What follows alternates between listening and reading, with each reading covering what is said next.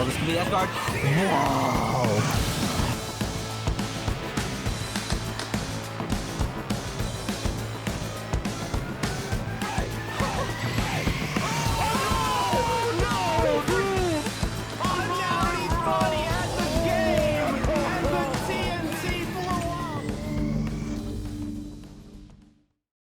I'm sorry?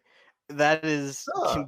okay. You see, that's what I'm talking about. The bait and switch from the profile picture. Like, I'd say Terry is pretty close to, or maybe not exactly close to the opposite, but they are characters that function pretty differently, at least on a very basic level here. Terry is a very interesting pick when going against Samus, but I figure maybe Mustaine figured, hey, if I'm going to get in Samus's face, I want a character that's going to give me the most bang for my buck, and I think Terry is an excellent pick for that. Oh, for sure. Right now, it seems like the thing that Terry wants to do is he wants to get up in your face, and having those safe aerials on shield is such And a there's very the vital spike. tool. Okay. So this is what I'm talking about. JJCAT has this pretty crazy awareness. Oh, and look at that. You took 53. Sorry, because that's how charge shot works. Jeez. Yeah. Not just that, but he was able to convert off of the charge shot into a grab and then a raw back air right after that. Being able with that amazing SDI, it seems like JJ really knows how to play against Terry. Seems like he's been around the block when it comes to this matchup, except for that burning knuckle coming at him. Yeah, that was very interesting use of the Burning Knuckle off stage there by Mustaine. One thing you'll see a lot of intermediate Samuses do, and even JJCAT does pretty frequently, and okay, I want to take a second, that Samus is now at 67 from that, cool. So anyway, one thing that you'll see a lot of Samuses do is they'll do their charge shot off stage, but going towards the stage, and a lot of people just don't want to do anything. Oh, and He's dead! Oh, Geyser! That's how it goes. That was 3 power geysers that stock too? I want to make 3 sure I'm power counting that. geysers and 1 Buster Wolf. And right now it seems like JJCAT earlier was on the offensive, but now not being able to solidify that stock with that up throw right now, but with that fully charged shot, he's able to solidify it and make sure that the percent deficit isn't too high, as they're both on their last stock and JJ's at 51%. Man, they're really not giving us any room to breathe here. This is going, it really is straight to the wall action. Earlier I was saying like, oh look, Terry already has 50%. You know, that's just how it goes sometimes with the charge shot. But then okay, Mustaine answers back with like, okay, Samus now has 50%. Ooh. And now we get that that F smash, just taking advantage of the autopilot that comes with having a match this fast pace. You know, because when you're just going after each other, you know, where you really just, it's an absolute slobber knocker and there isn't much neutral to be had. You're kind of just throwing out hitboxes. Your mind is in kill mode. You want to get back on stage as soon as possible. And sometimes if the other player is able to snap out of that mindset a little bit, they can capitalize. So recognizing that aggression on Mustaine's part was what really, and catching that roll in from ledge, is what secured JJ that victory. Oh, definitely. Just the way the match was going as a whole, it seemed like JJ was really having the lead at multiple times during the matches. But then at random moments, whenever Terry got the go juice, as people put it as, he was able to bring it back at many times during the match. Just being able to get those single hits in and rack up the damage to even or overlapping JJ at times.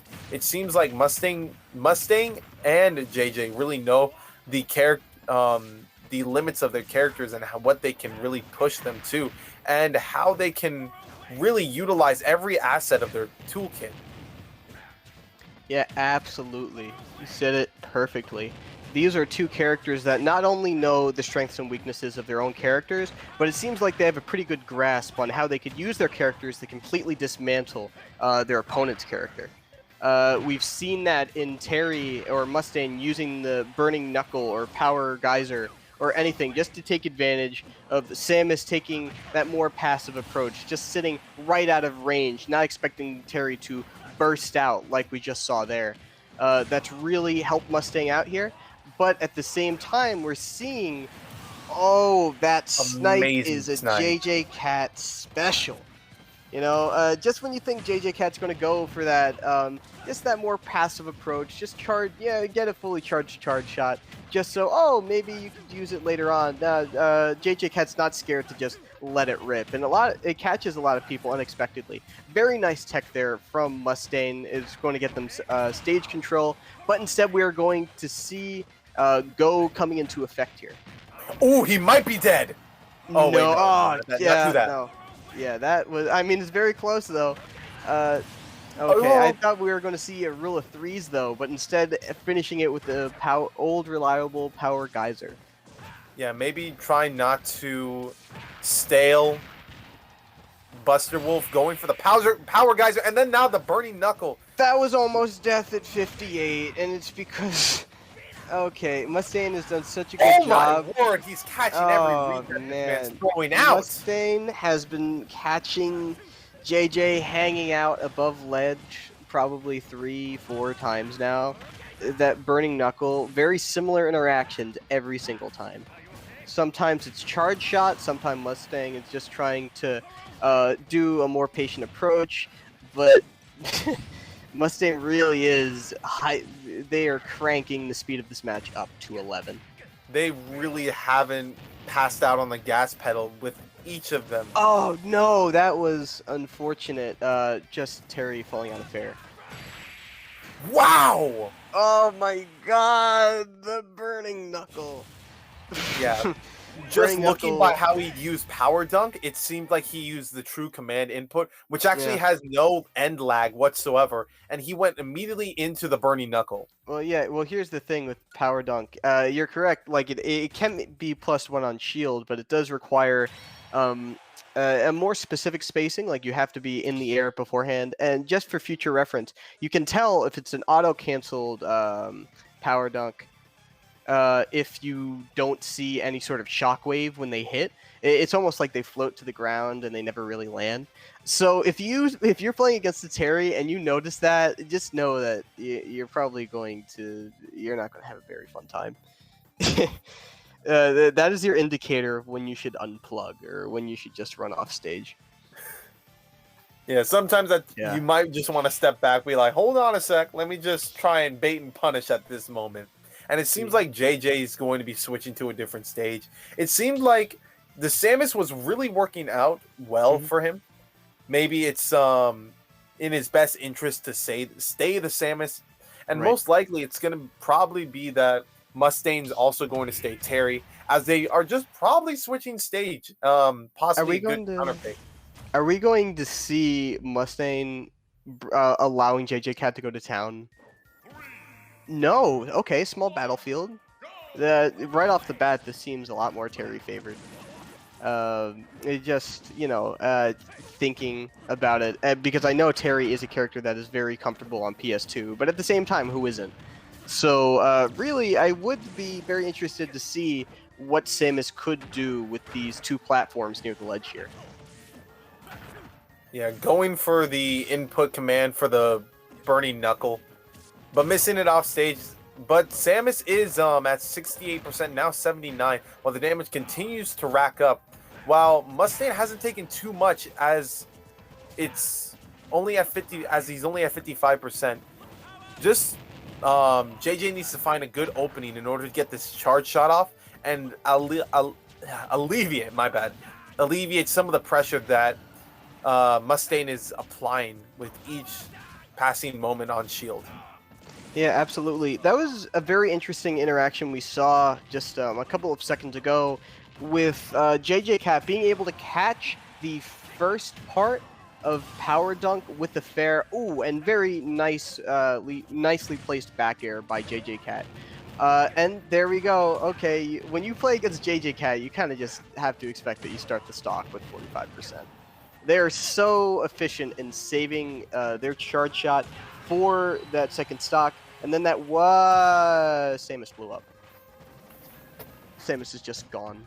Yeah, it seems like Mustaine has really been on the back foot of most of these interactions, while JJ's just been able to apply a ton of damage with each interaction that they have. But whenever Mustaine gets the power geyser off, it's not power geyser, but the go meter on deck. Yes. It makes the matchup a lot easier and more convenient for Terry. But if JJ can continuously stop that from happening and solidify an early kill, or at least make it so that Mustaine doesn't have the capabilities to use any of his input commands like that, it really alleviates so much pressure off of JJ. And right off the bat, you can see that right within this matchup. 53%, now 70 on Mustaine's last stock, as JJ's continuing the pressure that once Mustaine had. Now JJ's just running with it. Yeah, absolutely. Oh, I thought we saw a shield break there for a second.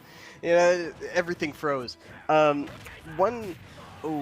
man, again, almost a shield break, but that dash attack is going to take it. I swear, sometimes even Samus' weak hit dash attack just kills people for whatever reason. And keep in mind, Terry isn't light, Terry is a pretty heavy character.